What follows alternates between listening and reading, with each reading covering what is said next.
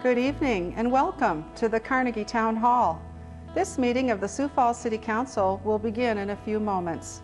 The City Council meets on the first, second, and third Tuesday of each month at 7 o'clock p.m. and serves as the city's policy-making and legislative body. Each meeting is governed by Robert's Rules of Order unless those guidelines conflict with city ordinance or charter. City Council meetings offer an opportunity for citizens to speak directly to their elected representatives. Those in attendance are invited to address the Council during the public input segment at the beginning of the agenda.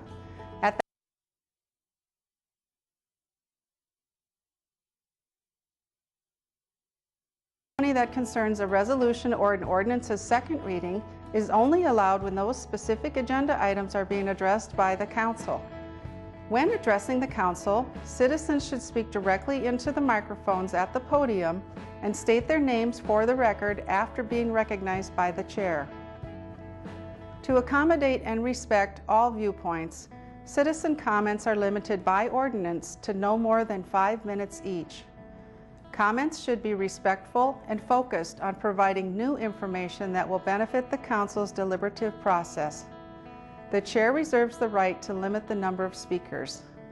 City Council meetings are broadcast live on CityLink and online at www.siouxfalls.org. Information regarding the City Council, its committees, meetings, briefings, and members is available by visiting www.siouxfalls.org/council or by calling the Council office at 605-367-8085. Thank you for your interest in Sioux Falls City government.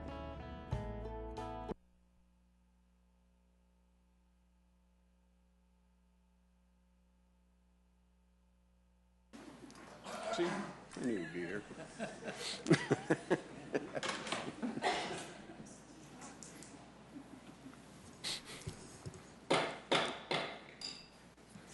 Well, a hearty good evening, everybody, and welcome to tonight's City Council meeting. We're certainly pleased to have you all here. Today is Tuesday, August 12th, and we'll start our meeting with a roll call of your City Council.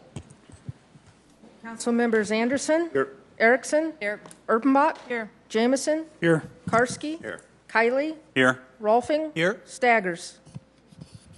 Very good, thank you. We are so pleased to have Alan Green back here to lead us with our invocation. Pastor Green is well known throughout the community, throughout the state, throughout the nation for the work that he does with Lifelight. What we'd ask you to do is to stand.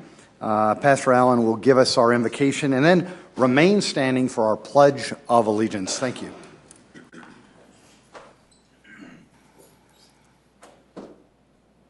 Good evening. You know, it'd be really tempting tonight to move the meeting outside. I don't know if that fits protocol, though. I just came from 12 miles south of here from the Lifelight Festival grounds, and I'm always honored and humbled to be here, and we're honored to host this event in this city. So in the spirit of tradition and unity, I want you all to know that there are many churches, many pastors, maybe I'm representing some of them, many people in this community that are lifting you all up in prayer. And so as you know, we're going to pray in just a second, but this is really a tradition that is not new. We're about to do the Pledge of Allegiance, which is both a patriotic oath as well as a public prayer. One in God we trust, one nation under God, indivisible, with justice and liberty for all. I'm looking at this penny, which I think is worth not much, but it says, in God we trust. It says here, George Washington said, it's the duty of all nations to acknowledge the providence of Almighty God, to obey His will, to be grateful for His benefits, to humbly implore His protection and favor. So I'm here to encourage you tonight that you're not alone. You're not trying to achieve anything by mere human effort, but there are citizens, there are pastors, there are people in this community who are lifting this community up in prayer. And so I'm here to do that tonight. Would you bow with me as we pray? God, we come before you today. We thank you on behalf of those who are gathered here, those that have been called upon to lead and guide our city. Lord, I pray for each council member. I pray for the mayor and his staff. I pray for all of our public servants. Lord, I pray that as we're gathered here, we'll be thankful for the country that we live in and the city that we live in. where there's freedom in government, and that people have an opportunity and a right to be involved in the governing process. We thank you, Lord, for the many abundant blessings that you've given us.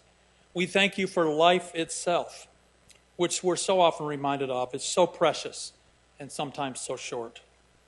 In the scriptures, we are told that citizens should lift up and pray for governing authorities. So we pray for wisdom in the decisions that are made. We pray for peace in their lives. We pray for harmony and unity among the decisions. We pray for discernment for the city council. I pray for vision for the mayor and the other city leaders. And in the example set to us by Jesus, let us serve with humility, putting the needs of others above our own. So I pray for the agenda that's set before us tonight. Please give us assurance of what would please you, God. And we pray this in the most blessed name, in the name of Jesus. Amen. I pledge allegiance to the flag of the United States of America and to the republic for which it stands, one nation, under God, indivisible, with liberty and justice for all.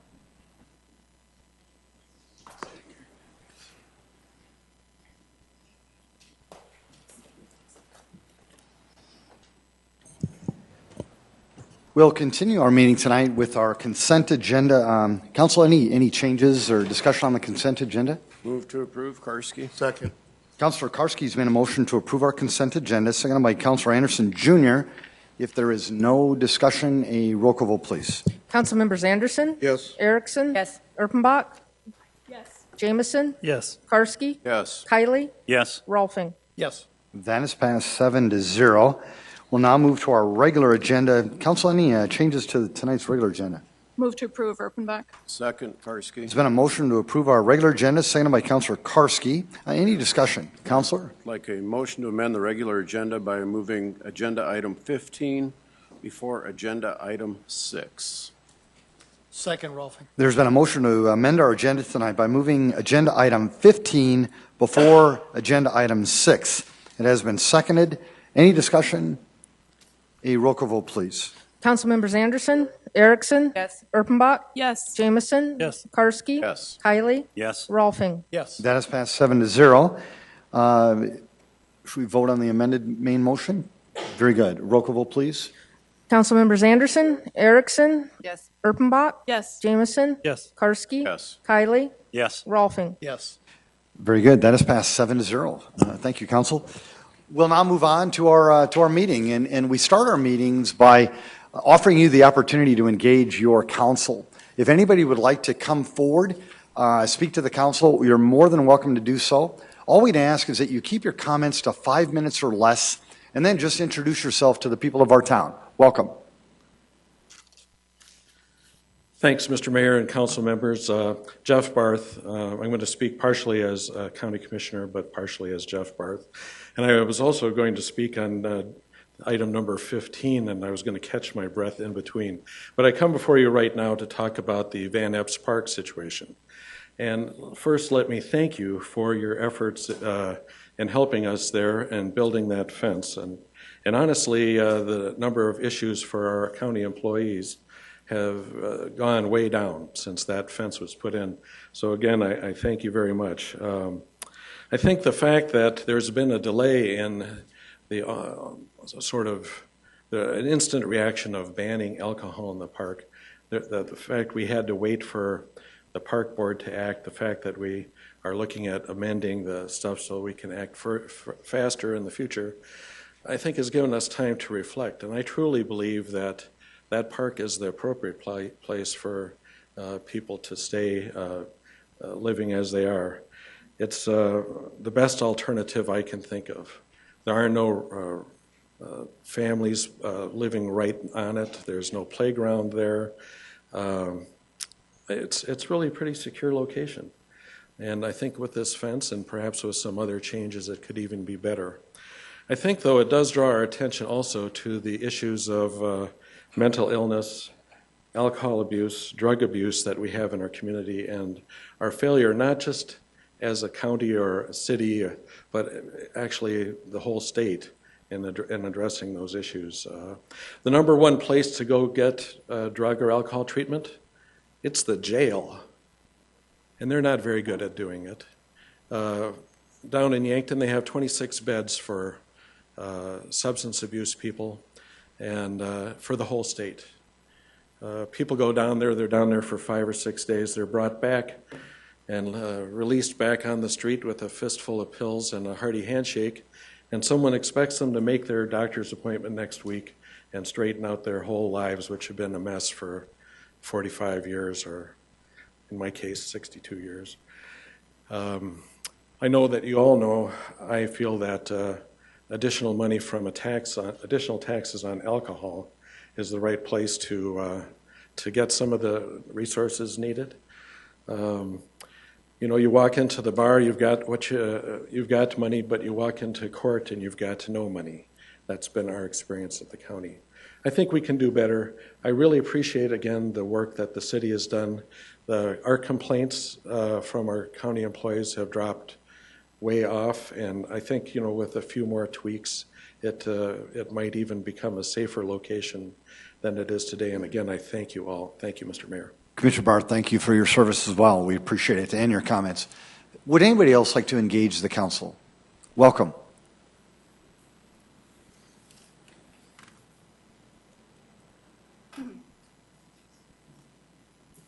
Teresa Staley, Sioux Falls. First of all, I wanted to say thanks to the council members who came to our Neighborhood Watch picnic last week. Rick Kiley came, Michelle Erpenbach, Kermit Stager stopped by, Kenny Anderson, Rex Rolfing, and Dean Karski. Thank you.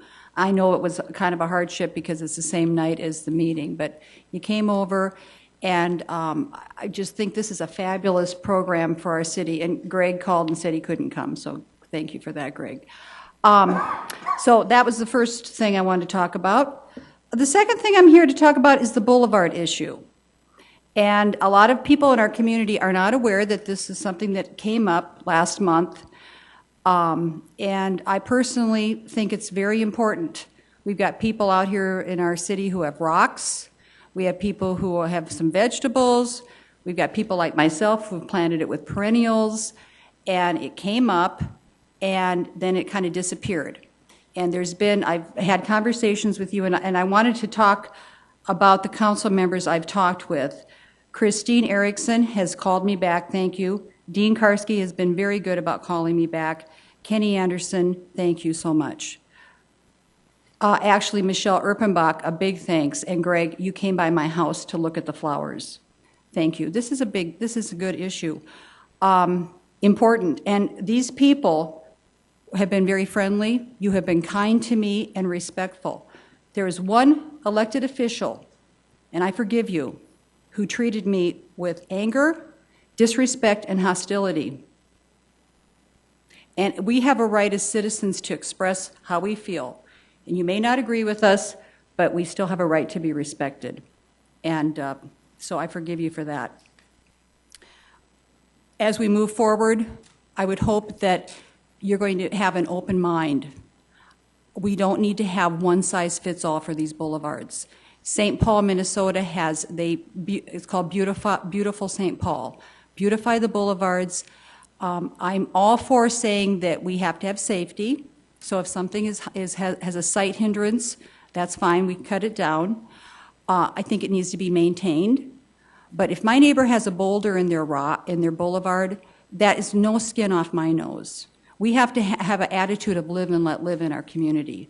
And we've got a diverse group of people moving in, and so as we grow, I think we need to be expanding. And I'm happy to say for most of the council members I've talked with, they've been very open to saying, yes, this is a good thing, we want to go for this. But I will say that I've talked with the Public Works Department, I've talked with the mayor's office, I've talked with city council members. I'm getting different opinions from each group. And some people are saying this is dead, it's killed. Some people are saying there's going to be a task force. Some people have said it's going to happen again in October. Some people are saying it's going to be 2015. So I think we need to get on the same page and give the public a clear understanding of where we're going with this thing. And some people have said that you can have 36 inches of flowers and vegetables. Some people have said it's only 8 inches in the boulevard. So there's miscommunication happening. And as we get together with one idea or one plan of action, I would appreciate it if you'd let me know. I will let the people know who have been contacting me, and then we can go forth and hopefully have something that's going to be very beneficial for all the citizens. So that's what I had to say tonight. Thanks. Would anybody else want to address the City Council tonight? Welcome.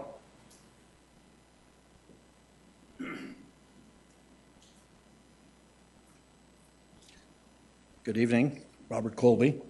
Since I usually get involved with a little bit of history and I see that there's a lot of things going on between the city and the county, to give you a little background, you probably don't know or don't remember or are not aware that about 40 years ago, the city, when it came to the end of its yearly budget, would borrow money from the county to make it through its budget cycle.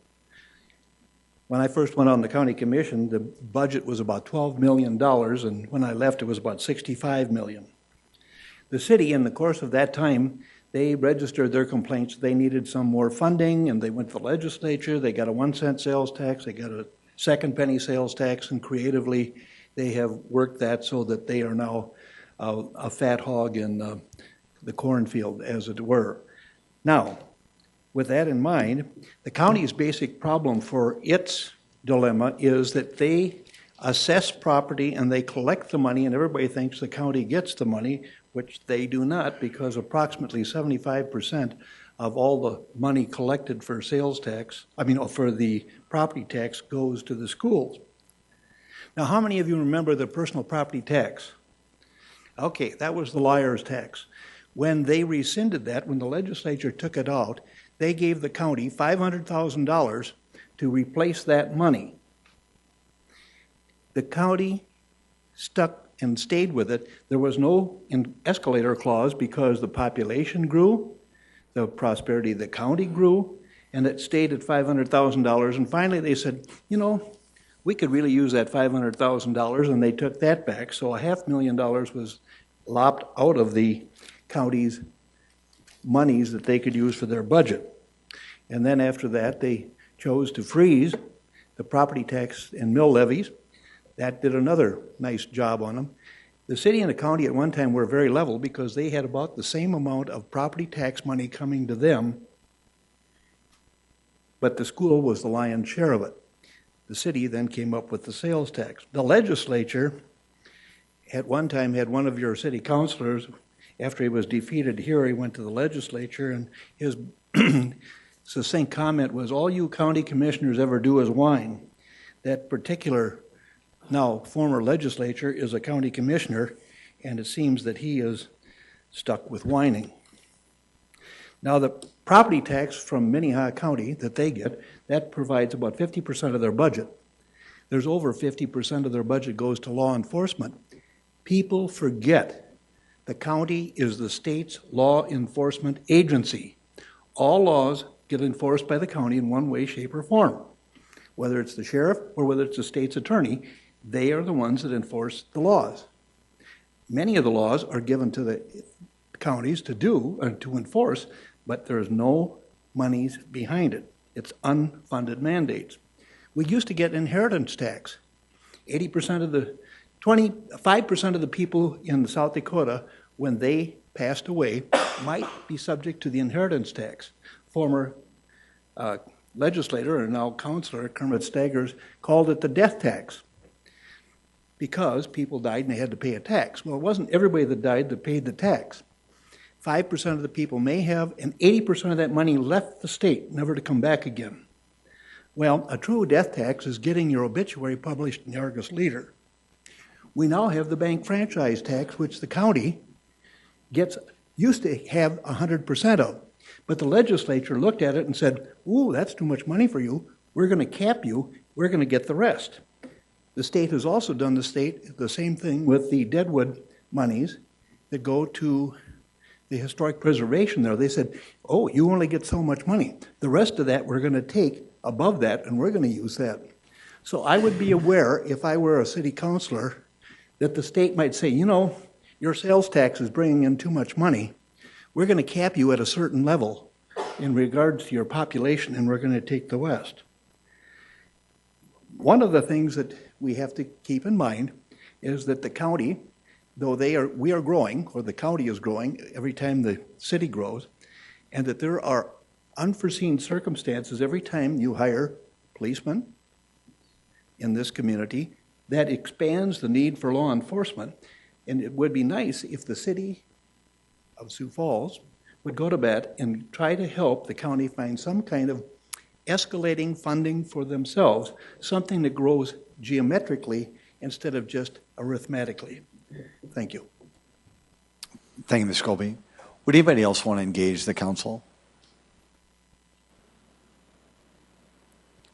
Welcome.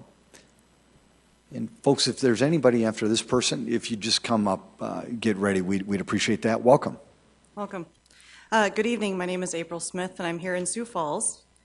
Mr. Mayor, council members, thank you for your service and your time today. I want to start by making an observation. Public transit is not fun. It's flashy or something that gets anyone's heart racing or pulse pounding. It is not a sexy subject. It is a necessary and vital public service, though. It is also perhaps the one thing that really truly connects the city to itself. For a lot of people, it is a safety net, the one thing that allows them to have any sense of self-reliance, of community and connection with their fellow citizens. It is the means to a job, perhaps the only income that sustains a family, the only sense of self-reliance and dignity left to a person. It is the ability to get to and from doctor's appointments, to see family, to shop for food, and be engaged in this life. I've been listening to different conversations on this topic, full of facts, figures, comparisons, and statistics. I don't believe these are the right conversations, though. We keep treating our transit system as a line item, a cost, a drain on our resources. What if we acknowledged a different conversation? What if instead of a liability, we treat our transit system as an asset? An underutilized and somewhat hidden asset, perhaps, but one of really significant value to this community. How do we do this? How do we remove the stigma attached to this vital service? How do we illustrate its importance and its value to our community? How do we move our people from cars to buses? How do we illustrate the financial boost this would give to our many citizens on fixed incomes and limited budgets? How do we advertise and illuminate the environmental benefits, the benefit this would be for congestion in our streets and the safety of our pedestrians, our cyclists, and our families? How do we make the public aware and receptive to the increased use and utilization of this valuable resource available to our community? How do we get the people here today in this room together with our Chamber of Commerce, the businesses and people that benefit both physically and financially from a mobile, connected population of workers and customers? How do we include downtown Sioux Falls, which is home to and tangibly benefits directly from the centralized location of our buses? They give easy access to all the beauty and services that our thriving downtown has to offer. How do we make our transit system a valued as well as infinitely valuable, well-utilized resource? No longer the drain that we currently treat it as. How do we make this a lively, intelligent, and spirited conversation among our business community, our governing body, our downtown, and the citizens who use or should be using this community resource? This is the conversation I feel we should be having. Thank you all for your time and your service. Thank you, April. Appreciate it. Folks, if there's an item coming up, it's item 15. It'll be on the Transit Task Force. What we'd ask is that if you've got comments related to that topic, that you'd wait until we get to that agenda item. We'd appreciate that. There'll be plenty of opportunity. And then also, this is a forum where we don't clap, we don't cheer, we don't boo. We just try to be as respectful as we can to the folks that are speaking, whether we agree with them or not. Would anybody else want to engage the council on a topic that's not on the agenda? Well, very good. Thanks so much for your comments. We appreciate it. Let's now move on to item number 15. A resolution of the City of Sioux Falls accepting the 2014 Transit Task Force report. Good evening, Jim David, City Council staff. Tonight, the Council will consider a resolution that accepts a report from the Transit Task Force. This group included citizens, nonprofit organization, the dozen or so which are shown here, and City Council members, including Councilor Kenny Anderson Jr. and co-chairs Rex Rolfing, and Greg Jameson. This task force was initiated by the council in October 2013, and since that time, several small group meetings were held in addition to 8 meetings with opportunities for public input. The outcome of these efforts was a comprehensive report that identified specific actions, not only for the city government, but also the community. Since the report was presented in its entirety during the July 8, 2014 informational meeting, and then again this afternoon, my report will focus on items that will require council action. The report's first objective is to expand fixed route service to reduce paratransit trips. The report recommends increasing fixed route services in 2016, 19, and 22. These expansion areas could be 57th and Sycamore, 57th in Minnesota, and 26th in Ellis. The total cost is a budget increase of $1.6 million. The second objective calls for reducing reliance on paratransit trips by focusing on agency work trips. There are approximately 75,000 agency work trips per year with a cost of $1.8 million. The report recommends that these agency contract with nonprofit transportation services to provide the agency work trips. The report further identifies the annual benchmarks that each agency must meet to show progress reducing each trip each year. By 2019, the report recommends that 90% of agency work trips be handled by either fixed route or nonprofit transportation. The report also recommends that the City Council implement an agency rate by 2019. This recommendation will not impact individual work trips. The next recommendation calls for a paratransit service area that parallels the fixed route by 3/4 of a mile, or what's required by federal law. Existing riders would be grandfathered in for a period of time. The next objective is school services. This would require council action by emphasizing fixed route service to public high schools, eliminating the dedicated buses known as tripper routes. The buses used for this service are only driven a couple times per day during the school year. The report recommends that these buses not be replaced in 2016 with the savings used towards improving the fixed route service to the high schools. The final objective recommends that the city maintain affordable fares while still providing a consistent level of revenue. The report recommends increasing fares for the first time in almost 20 years. A single ride would increase from $1 to $1.50, the weekly pass from $10 to $12.50, and monthly pass from $25 to $30 the first year. The report further recommends that a $2.50 increase occur every 2 years for the monthly and weekly passes. Paratransit would see a one-time increase during those 8 years from $2 to $3. Fare increases are expected to generate anywhere between $150 to $250, according to the report. This resolution tonight accepts the task force report and recognizes its work on the council's behalf. Future council action will be necessary to adopt and to implement these recommendations, such as the 3/4 paratransit service area, the fare increases, the agency rates, and fixed route expansion. There will be ample opportunity for public input at both the Public Transit Advisory Board and City Council meetings. I've asked Sam Treblecock to come forward and just discuss a little bit his department's plan for bringing these recommendations forward as a future resolution. Thank you, Jim. Welcome, Sam. Sam Treblecock, City Planning Office. You know, the Transit Task Force report is a plan. It's a plan that provides direction, that council provides, the mayor provides to city staff, Sioux Area Metro, and to the community to provide an idea where we need to go into the future. So that's what we're asking you to accept tonight.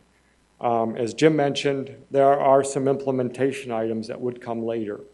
We'd, as part of this plan, are putting this forward to you to say, this is what we would expect to bring forward to you in the future. So as Jim mentioned, these are some of the implementation items in future resolutions that would be required by council later on. They would include things like fixed route and paratransit fare increases. That fare increase is something that the task force talked about bringing forward as soon as this fall, and something that would be adopted then and effective sometime next year. Reduction or elimination of the outside the 3/4 mile paratransit service area. I know there's been a lot of discussion about that, a lot of concern about that. What we talked about in the report is that we would phase that in. As Jim had mentioned, we would start by grandfathering people that have the service now. The rides that they have now, they would still have those rides available to them. We would just make sure that we would have no new rides added to the system in that area, that outside the 3/4 mile area. So we would do that, we would expect sometime this fall also, and bring that forward. Agency fares, that'd be something, as we mentioned, as Jim had mentioned, that we would do out to about 2019. As long as things are moving forward as the benchmarks recommend. If we're not hitting the benchmarks, it's something that council could do earlier, as mentioned in the task force report. Fixed routes expansions, as said in this task force report, are 2016, 2019, and 2022. Those would include expansions out to some of the areas that Jim had talked about, and also try to make improvements within the system, whether or not it's frequency or crosstown routes or other options. Program support contracts, those would include the agency work trips. In large part, that is the important aspect that we're working on starting this year. We're focusing on some homes with Dakota Abilities and Lifescape, some homes that they have outside the 3/4 mile area. We're looking to and expecting to see some significant savings if we do it through a nonprofit organization where we're providing a much less rate, but still providing some assistance at about $7 a trip. And then the remaining portion, there's some additional resources we can access through federal sources and federal contracts and the agencies themselves. Project CAR is another one, another contract that you might see coming forward, that a volunteer driver service that we would look at some trips that potentially, and we know in very likely could be provided instead of on paratransit on Project CAR. So those are all contracts or resolutions that we bring forward later on. With that, I'm sure you will have a good number of questions, and there's probably questions from the audience, so I'll go from there. Sam, thank you, and thanks for your efforts as well. Folks, before we move to the, and Jim, I apologize, are you done? Are you done? Okay, thank you, Jim. Appreciate it. Folks, before we move on to the council, this is an opportunity to engage the council on this topic. One thing that we would ask is that you consider is that if you've got we all are familiar with the topic. If you've got something to add that's maybe additional in scope or different in nature that would add to the dialogue, we would certainly welcome that at the highest level. But if there is a consistent theme that's, for example, don't raise the fares, don't raise the fares, don't raise the fares, something like that, we'll hear it loud and clear the first time it's said. So just trying to give you some perspective on that. But again, welcome. It's good to have you here. If anybody would want to come forward and start the dialogue, we'd appreciate it. Welcome.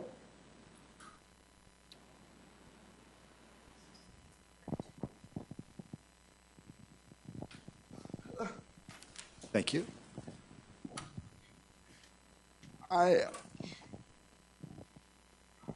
My name is Brett Herbert.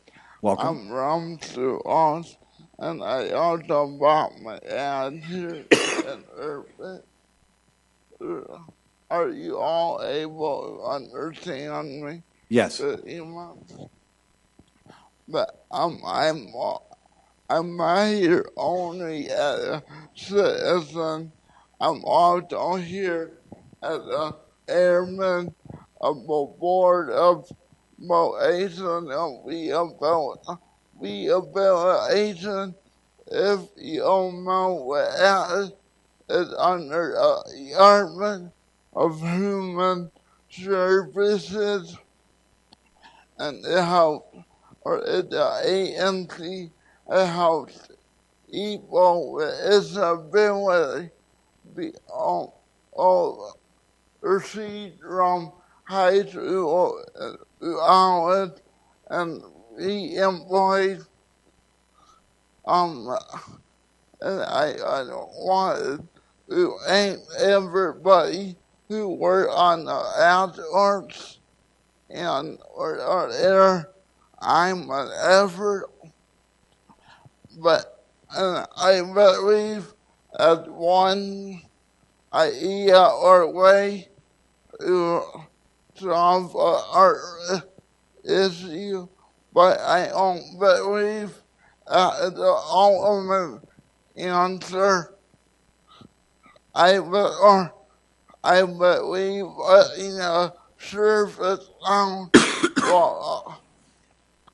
will limit opportunities people with disabilities have, and make it less likely that they will pursue employment and ultimately support herself by being employed. Secondly, I read the report and went to some of the outdoors meetings, and I know one of the reasons why us are being made is because other cities are doing it. For example, we are sending 45% of our transit buses on air transit, and other cities like Argo are only sending 95%. One thing I learned having a disability is I have to things like everybody else does, but I find my own way to do stuff. So I encourage all of you in the city of Sioux Falls to make your own way on us on our what other people have done. Thank you for your time. You're welcome, Brett. Thank you. And Brett, did your dad want to speak too? Well, Brett said it all. Very good. Thank you both for being here today. We appreciate it. Would anybody else want to engage the council? Welcome. Hello. My name is Heidi Loaf, and I'm the Director of Residential Services at Dakota Abilities. I'm here today to talk about transit, and some friends of mine are in the room as well. I want to start by saying, as a city, we've accomplished a lot of really great things in Sioux Falls. The Premier Center is going in now, and Phillips to the Falls, and typically all of the projects that we've done have not been at the expense of another project in the city. And I really feel that the proposal for Sioux Area Metro does this to our paratransit system. The plan states that people that require the services of an agency for help in either their home or work environments will no longer be allowed to take public transportation to or from work if they require paratransit service. Now, that same person, if they didn't require paratransit service, they could still take the fixed route bus, but somebody who requires paratransit could not without having to pay a very large fee, not the standard fee for that paratransit service. And that means that a parallel public bus service would not be available for those people. And that is what paratransit is supposed to be, is a parallel public system for people. I'm not asking for more, we're not asking for more. We're just asking that people that receive services at some agency because they need that in their life aren't aren't getting less than the rest of the standard population. We're asking that people with disabilities are treated the same as any other human being, that they have the same right to take public transportation to work, that they have the same right to take public transportation home from work, and that they're not segregated based on their need for that specific service. The task force worked very hard. I was at many of the meetings, and I know that we really worked hard on things. However, I do think that there was one fundamental flaw in what we did, and that flaw is that all we looked at was cutting paratransit to benefit transit. We didn't look at other avenues or other ways to approach the subject. While I don't have the perfect answer, I do think that there are things to look into, things to propose. We need to look at efficiencies. Our paratransit system isn't perfect, no system is, but oftentimes 2 buses will show up to take 4 people from one location to the exact same location. This happens, I'm sure most people can give many stories of this happening throughout the city. I know that paratransit works on this and tries to increase those some, but there's a lot more that can be done in that area. We can look at fuel efficiencies, we can look at just the business of how things are done. Another thing we could do is look at increasing revenue for transportation. I know another thing that isn't always necessarily popular, but just recently on August 4th, I listened to Senator John Thune. He was speaking at the Inside Washington event here in town. I'm sure some of you were likely there. He made a comment stating that investment in infrastructure of government, of roads and transportation is always legitimate, and that it's an important role of government. I think that we're there right now as a city, and we need to really look at that and consider that. Mayor Huther, you just spoke and talked about how well our city is doing. Can we redirect any of that money into transportation? Another idea, the event center is going to bring a lot of people to our city. It's going to put a lot of people in our hotels. Can we do a $2 tax per night in hotel so that this burden doesn't fall upon our taxpayers? There are just other ways to consider things. We're going to continue to work with the task group. We really want to find a good solution. However, I think more work is needed in this area, and the current proposal is not the answer for Sioux Falls at this time regarding agency trips most specifically. Just going to end. Keith Severson said in the last Chamber of Commerce chair of the board, or he's the Chamber of Commerce Chamber of the board, he wrote in the last Chamber News that our organization and community are top notch. So I challenge you with that and say let's work together to ensure that Sioux Falls remains top-notch. And this would start by rejecting those task force recommendations and finding a way to include all citizens in Sioux Falls public programs. Thanks. Thank you, Heidi. Appreciate it. Please come forward. Or Jim, just take the microphone over there, please. Thank you. Welcome. Hi, my name's Deborah Stegg, and I was wanting to speak just a little bit about 3C in the recommendations. That is where paratransit will mirror exactly what transit does.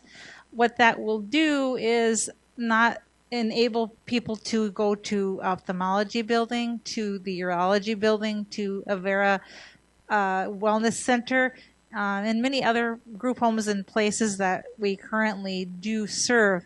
And I would like the city to think hard and long about that, because we always had the goal to be a medical mecca, and therefore now that people are using that service for those types of things, they should be able to go to and from these places without difficulty. Very good, Deb. Thank you very much. Thank you. Welcome. Hello, my name is Kristen Wiley, and I have been using transit since 1990. So I've seen a lot of changes come and go, and different things work and some things don't. Right now, my biggest concern is that if these changes some of these changes go through, that the place that I work and volunteer and that I'm a part of is Holy Cross Lutheran Church, and that's out on Sertoma. And if some of these changes would go through, then my church would be outside the boundary. And I've been part of that community for 15 years. So I like the idea of the grandfathering in, at least temporarily, I think that would be great. And then I don't know how temporary it would be if after the temporary period of time has ended, would there be, hopefully there would be a fixed route or some cheaper way for me to get to the place that I've been involved with for 15 years, because I really don't want to find a new place to work or volunteer. I have a lot of friends there, and I'd like to continue to be a part of that community. Thank you. You're welcome, Kristen. Thank you very much. Jim? Yes, ma'am. We're coming right over. Thank you. Hi, I'm Shelley Hart from Sioux Falls. I think the viable word here is plan. I served on the PTAL for several years, and there was a lot of talk about moving forward and making plans. And I think the task force has done a good job in putting together a plan that I think could work. There may be some things that we need to work with in making the plan go forward, but I really honestly believe that it is a good plan, and I think that the City of Sioux Falls needs to own its transit system. We need to start having more people ride the system and make it actually Sioux Falls' good transit system. Shelley, thank you. Would anybody else want to engage the council? Welcome, Commissioner. Mr. Mayor, Council, I'm again speaking on my own behalf, but I guess, following this from the outside, I really have some concerns about the implementation and the effect that it'll have on our citizens. I truly think that transportation is, like bread, is a human right, and to trap people in their homes because they can't afford to get out because it's not convenient to get them out, I think is wrong. Even the suggestion that, they could take a taxi or some other thing is a little bit like Marie Antoinette suggesting that they could always eat cake. It's not that easy, and I know you have a tough job trying to make this work. But it's interesting to me that when it comes to, and I'm bringing this around to a favorite topic, to alcohol, we take up a collection around the whole city, from the whole county, to pay for violations of laws regarding alcohol. Drunk drivers, they go to jail, they get prosecuted by the county attorney, they get a defender. None of that is paid for by alcohol. It's paid for by our taxpayers, property taxpayers. And in this case, we're refusing to consider the idea of letting the community pay for it because we're trying to save money. It can't be about saving money. It's a human right. So I'd urge you not to limit these services to people. I'd urge you not to let any of our fellow citizens be prisoners in their own home. And I know that there are a lot of ways to save money. I'm convinced of it. I look at these giant buses going around. Wow, they can't be cheap to run. But I also know how expensive it is to hire a car to take. My mother was in a wheelchair. My father was in a wheelchair. Getting those things to the hospital for appointments was not very easy. It was not cheap. But I believe it's a human right. We don't have to provide people with cake, but we do have to get bread to everyone. So thank you all. You bet. Commissioner Marth, thank you. Folks, would anybody else want to engage the council? And again, I just want to commend you. The conversation has been very varied, so we appreciate that. Welcome. Good evening. Connie Sims. I want to thank Greg and Rex for letting me. I was actually on the task force in serving with Kenny. So I see this as a rider. I've been a rider for 29 years to the fixed route. I am also disabled. So I see both sides of it. I see what we did in the task force. And I am really supportive of the plan. I really wasn't planning on speaking tonight until I talked to Greg. So I wasn't prepared. It's a plan. And I've been on several task force. I've been involved with the city transit system almost 29 years I've been here. We need to move forward. And there's a lot of things that have happened just on the fixed route. Everyone's talking about eliminating, taking back on the 3/4 mile of the paratransit. But a lot of the fixed route over the years have been eliminated too. I look at some of the service areas that we don't even service anymore. The old industrial park area on the north side of Russell Street. People had jobs there. I mean, we had a lot of ridership out there. Transit changed their routes years ago. People had to change. I mean, it hasn't been easy on fixed route either over the years. So it's a plan, and as a task force member, we worked hard.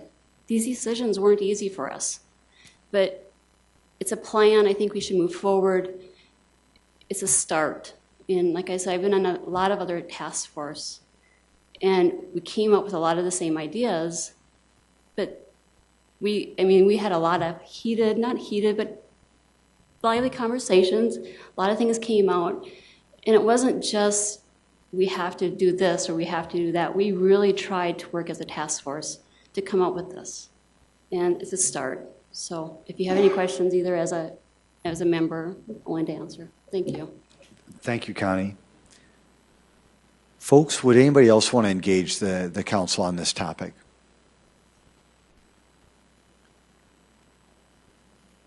Well, very good. Thank you so much. We truly appreciate you speaking on behalf of this topic one way or the other. You really did a great job. I'm now going to move it on to the councilors. Councilor Jameson, I'm going to move to you first. You were part of the task force. Oh, thank you. Sam, if you could come up and answer a few questions that were brought up by public input. If you could, help everybody understand the work trip timeline for eliminating those work trips and what the current status is and going forward. Just could you walk us through that one?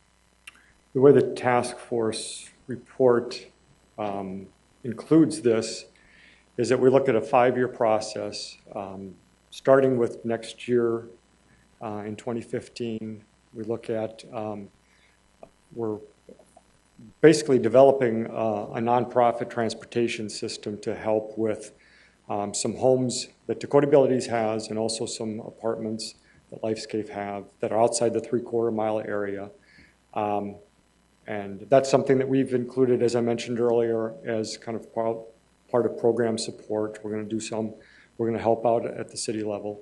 And then try to really pool the resources together. We've been talking about efficiencies. That's exactly what we want to do. We know that there's some transportation resources at the agency level. There's some transportation resources in the community.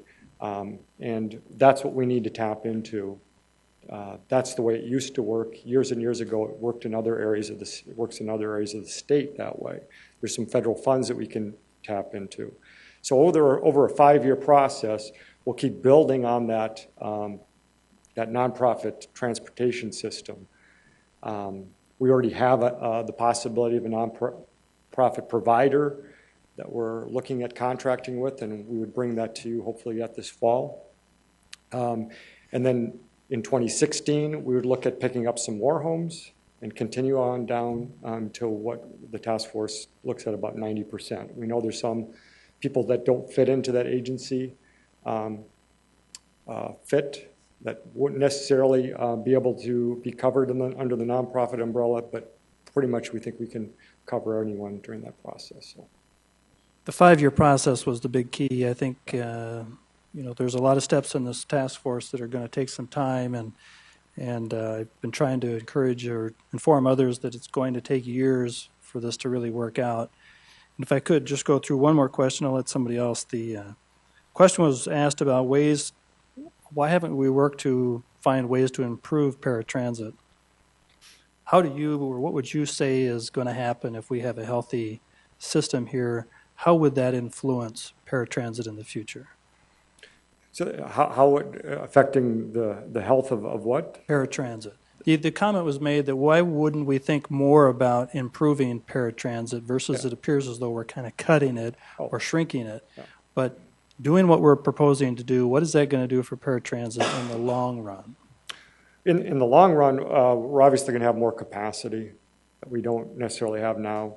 We're going to have the ability to continue to expand as we expand our fixed route services, which is very, very important for us.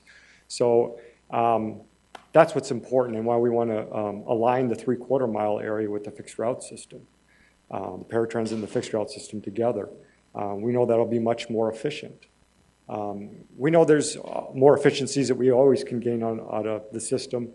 We think we've already done a lot of that with the paratransit system already. In a lot of ways, we're looking at coordinating services in many ways. Thank you. Councilor, thank you. Sam, thank you. Councilor Karski. Thank you, Mayor.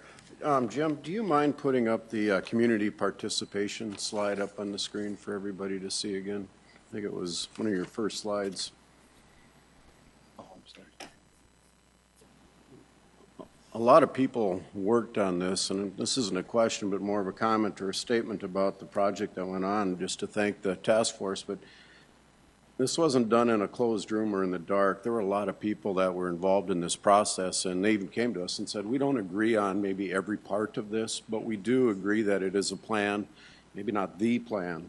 I want to thank all the people that are here tonight and for the dozens of emails and phone calls that I, as well as probably most of the other counselors, received. We hear you. We do hear you. Change is never easy, and it's almost always scary. And a lot of times change like this kind of goes back to how does it affect me? What's it going to do? What does it mean for me? And I encourage you to ask those questions individually of our paratransit or of the council or the city specifically, because it's important that you have those answers. Tonight, by our accepting this report, and our notes probably say it best, it's symbolic in nature, just recognizing the work of the task force and thanking them for what they did. We are not implementing any of these things tonight. That will take separate action, either on most of the part individually on each one of the items, whether it be fares, whether it be changing service, expanding service, whatever. So a vote to approve this tonight is not saying, yes, we take this carte blanche and we're going to implement everything as it is. No, that is not the case. It will be voted on individually. There will be future discussion. We thank you for your involvement and your input, and we look forward to the rest of the process. Thank you. Councilor, thank you. Councilor Urbanbach. Question, Sam, can you, I think I've been confused about this definition all along, and I got more confused with public input. Can you talk to me about the difference between in a work trip? If I'm an individual and I'm going to work and I require a paratransit for whatever reason, what's the difference between me as an individual and me and if I lived in a group home and go to a group work site?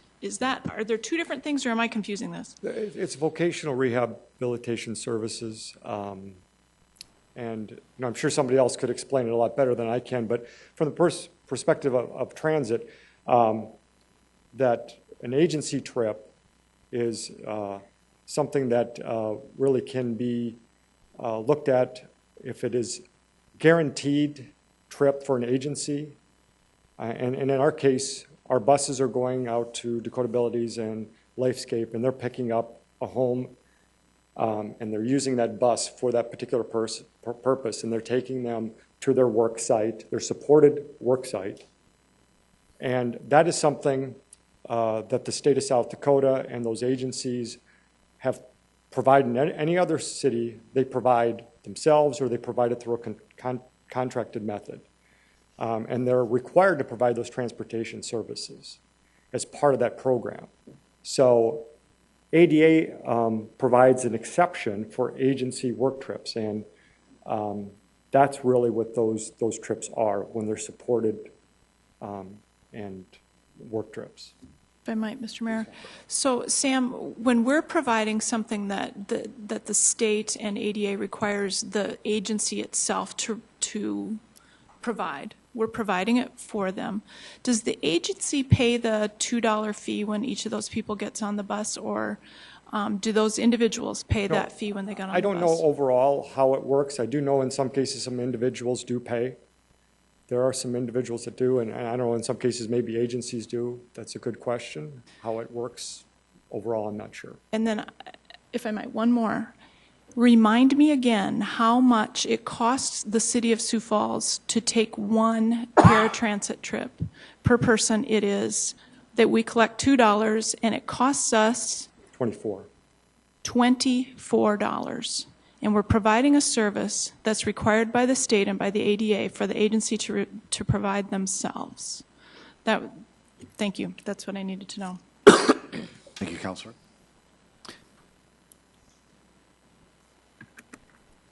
Councilor Rolfing. Thank you. You're welcome. I want to ask everybody here to support this resolution that asks us to accept this report for these reasons, number of reasons. Councilors Jamison, Anderson, and I, along with about 20 other leaders in this community, tackled a very large and a very controversial problem that's facing Sioux Falls. And those findings are reflected in the report and should be considered as a good starting place, good starting point. Federal funding is going to dry up. It's simple as that. It's going to be reduced and dry up, and the time for us to make these changes is now, not when the substantial cuts in all places are going to be needed, and we're not going to be able to do it, or we have to do it on an emergency basis. And again, this document serves as a guideline for the next 10 to 15 years for our transit system. We need to look at these goals of the task force. First, reduce the cost of paratransit to 25% of the overall budget. I think we're doing this, and it can be accomplished by implementing the report. It's going to take place in increments. It's not going to take place all at once, not just with the acceptance of this report. Those now using the paratransit system outside the 3/4 mile radius will be grandfathered in. They're going to see no change in their services. That was one of the things that the task force was very adamant about. Agency rides will be handled by nonprofit transit system that we're contracting with as we speak. Increasing in the next goal, increasing the fixed route services. When we do that, we're going to increase the 3/4 mile range also, which will bring more people into the system that will handle them on a paratransit basis also. We're going to foster community-based collaboration for funding. This is in the works also. We hope to have funding from some federal money for a full-time FTE that's going to coordinate rides for nonprofit organizations now that now provide rides, and those that are in need along Project Car Lines, along with working on the promotion, the training, and the other needed things that allow more people to access our transit system. We're also developing a multifaceted transit training program. You see some of these things that work already with the new bus stop signs. I don't know if anyone has seen those things, but they are very attractive and really stand out as to where the bus stop is. New videos being developed, help training. We want to train, get the people, employers downtown, have them bring their employees in. And a real-time fixed route app is being developed also. Last one is provide long-term financial strength to SAM, Sioux Area Metro, and our transit system. This plan does do that without undue hardship on any one section of the population. Bus fares may go up, but only slightly in dollar amounts. They haven't been raised since 1999. New buses need to be purchased and planned for in a good manner. We're not going to be caught off guard in a few years by having to expend millions and millions and millions of dollars because we just didn't plan ahead as to when buses became obsolete. And lastly, we'll continue to provide 40,000 rides per year to those who are dealing with health issues, job seekers, child care needs, and the like, free. These are just some of the things that the task force took on and came up with solutions for. I want to publicly thank all of them for their dedication and their willingness to work in this very difficult and necessary task. Again, I would urge you to act in favor of adopting and accepting this resolution. Councilor, thank you. With that in mind, would you want to I will make a motion to accept this resolution. Councilor Rolfing, thank you. Is there a second? I would second. Councilor Urbanbach has seconded that. We have had some very, very good discussion, not only from the people in the audience, but also from the city councilors. Looks like we've got a city councilor who wants to continue talking. Councilor Jamison. Actually, just a clarification with Sam, if I could, on the proposals for the implementation. It was asked earlier, would people need to come back, and what would happen when they do and when? Are we proposing or thinking that we would adopt or bring the resolutions, the ordinances on changing the fares and the 3/4 mile all on one night so that individuals could come back and testify again, or what would be their strategy? That's certainly open to city council. If you would like that to be done, we certainly can accommodate that, yes. I just received a sense from some of the people who are here tonight that they would like to be able to come back, and I think it'd only be fair to do it at one night. Certainly different items so that we can address them individually, but if we could press towards that, I think that would help everybody. All right, thanks, Sam. Councilor Buck. I just had one other thing to add to Councilor Rolfing's very eloquent comments. The other thing that I would say is, again, that this is the first step in an ongoing conversation, and there are 4 people that you elected to this council this spring that will still be on this council 4 years from now when the rubber really does start to hit the road on this plan.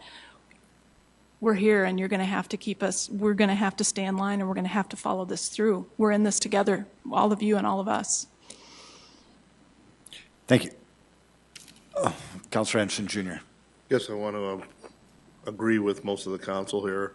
I think this is a good start in a conversation on how we are going to change transit in the future. I still want to remind the council and everyone else too that as we look at these rate increases, how that is going to affect the ridership on this. And if there was one thing I did not hear out of this that I hope I will hear in the future is how we're going to incentivize and try to get people who are driving to work right now. When we talk about downtown, how we can incentivize the bus service to those businesses, including our own city employees. So I will vote yes for this, but each step as we, make this discussion on actual changes, we really need to take a look at those and how it is going to affect those people. Thank you. Councilor, thank you. A roll call vote, please. Council members Anderson, Yes. Erickson, Yes. Erfenbach, Yes. Jameson, Yes. Karski, Yes. Kylie, Yes. Rolfing. Yes. Thank you. That is passed 7-0. Item 6. Item 6 is a second reading, an ordinance of the City of Sioux Falls, South Dakota, providing for interest rates for special assessments on street and utility improvement, costs and engineering, and testing costs for a portion of the Sanford Sports Complex. Good evening, Mayor and City Council members. Don Kearney with Parks and Recreation. Just a little background as we talked during first reading. The city and the Sanford and South Dakota Junior Football did enter into an agreement to really meet the demands for the junior football program and the need for additional fields. Essentially, their long-term needs required a significant piece of property to be able to develop those junior football fields. At that time, Sanford agreed to step forward, provide 40-plus acres to the city to construct those fields that you see out there today, and that land donation was estimated to be approximately $3 million, which is one of the largest gifts that the city's ever received. As part of that discussion, we also needed to get to the the South Dakota junior football fields that are currently out there. And Sanford and both Bob Hall were the adjacent property owners to those streets and were going to be assessed for those streets. And so in light of our needs for roads in and out of the complex, they agreed to advance the construction of those roads in advance of when they needed them so that we could have connection to our parking lots that served the junior football fields. And so based on those street configurations, they are being assessed for those. They've done a tremendous job being able to provide the land and fronting the street improvements. And given the fact that they did that, in addition to the gift of the land, we certainly think it's reasonable that the request to allow them to be assessed interest-free be granted, obviously subject to City Council approval, because it certainly did help us out. And with that, Diane Best with the City Attorney's Office would like to provide some additional information as well. Diane, welcome. Thank you. Diane Best, representing Public Works. I really don't have a lot additional to add. I think Don pretty much covered it. What the ordinance is that you're have the second reading on here tonight is to provide 0% interest for the assessments for the West Benson Road and Bob Holla Drive areas involved in the street construction that he just talked about. The final costs of construction were calculated. The Sanford and the Sanford Health and Bob Hall are being assessed. The Sanford assessment for those roads and utilities will be almost $700,000. The Bob Hall assessment will be approximately $275,000. They will be responsible for paying the assessments, but the city previously agreed, subject to city council approval, that when it accepted the donation of 44 acres from Sanford, that it would propose a waiver of interest on the street and utility improvements for West Benson Road and North Bob Holla Drive. And what we're here for today then is to ask the city council to honor that commitment. A similar commitment was made, albeit more informally, to Mr. Hall to provide for 0% interest for those assessments. Current city ordinance provides that for 5-year assessments, the interest is calculated on the 5-year constant maturity U.S. Treasury note plus 2%. The interest rate, and that is provided for by city ordinance. So to make a special interest rate for special assessments, the council would need to enact an ordinance to supersede the usual interest rate. And this proposal tonight then is the 0% interest rate, which would supersede the usual interest rate. And it would be limited to the 2 property owners discussed here who have been benefactors to the city. Thank you, Diane. Are there any questions? Folks, this is a second reading, and this gives you the opportunity to engage the council on this topic. Would anybody want to do that? Council, it's in your hands. Move to approve, Urbanbach. Second, Karski. Councilor Buck's made a motion to approve this item, seconded by Councilor Karski. Any discussion, council? A roll call vote, please. Council members Anderson? Yes. Erickson? Yes. Urbanbach? Yes. Jameson? Yes. Karski? Yes. Kiley? Yes. Rolfing? Yes. Thank you. That is passed 7-0. Item 7. Item 7 is a second reading, an ordinance of the City of Sioux Falls, South Dakota, amending the Code of Ordinances of the city by revising Chapter 95, Parks and Recreation. Councilor Jameson? Thank you. If I could, just real quick summary. The idea here is that Chapter 95 is describing the duties for the Parks Board. This amendment would add language that says, nothing in Chapter 95 shall prohibit City Council official action governing the use of the city parks. Councilor, thank you. Folks, this is a second reading. You certainly have the opportunity to engage the council on this topic. Would anybody want to do that? Council? Move to approve, Karski. Second, Jameson. Councilor Karski's made a motion to approve this item, seconded by Councilor Jameson. Any discussion? Councilor Urbanbach. Mr. Mayor, I'd move to amend. Very good. My motion is to amend subsection E by reinserting the sentence, "The issues shall be submitted to the board for recommendation prior to official action," and then inserting new language at the end that says, "unless the city council deems it necessary for the immediate preservation of the public peace, health, or safety," and removing subsection G. Second, Anderson. Councilor Urbanbach has made a motion to amend the main motion and has been seconded by Councilor Anderson Jr. The motion is to amend subsection E by reinserting the sentence, "The issue shall be submitted to the board for recommendation prior to official action," and also inserting new language, "unless the city council deems it necessary for the immediate preservation of the public peace, health, or safety," and removing subsection G. Any discussion? Councilor Urbanbach. I just would comment that as I've said to many of you privately, I'm not comfortable with this amendment with the original intent of the amendment. I think that the system, the way that it is set up now with the park board, it works very well. The park board essentially has no power whatsoever except to advise the city council, and they do it well. They've done it well for many, many years. The system is not broken. It does not need to be changed. That being said, since we do have this proposal on the table, this amendment then raises this ability to a higher level that the council would have to prove, albeit to itself, that an issue has something to do with public peace, health, or safety before the council could step around the Parks Board. And so I would argue that the issue that we're talking about that brought this forward, it has yet to come to that standard anyway, but I really want to put those controls in place so that we don't set up a future council, a future park board for some sort of infighting or, ugliness that has never occurred in the history of the city of Sioux Falls. And it would be disappointing to me to set this up this way anyway. But if we're going down this road, I'd appreciate a vote for this amendment.